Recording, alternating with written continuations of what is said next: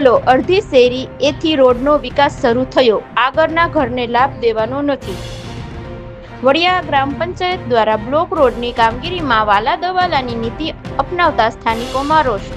ગ્રામ પંચાયતના કામો તાલુકા પંચાયત સદસ્ય જ કરે છે.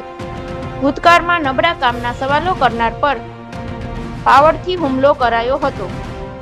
ચોક્કસ ઘરોને ટાર્ગેટ કરી મારતિયારોને લાભ આપવા રોડ અડધી શેરી મૂક્યા બાદ વચ્ચેથી શરૂ કરાયો.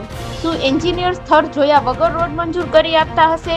નાનો ટુકડો થયો કે તે કેમ મંજૂરીમાં ધ્યાને ન આવ્યું? વડિયામાં નેતાઓના ઘરના રોડ બિનઉપયોગી હોય તો પણ ટકાટક લોકોને ધૂળની ડમરીઓ ઉડાડતા રસ્તાઓ પર પરેશાની વેઠવાની શું આ છે વિકાસનું ઉત્તમ મોડેલ?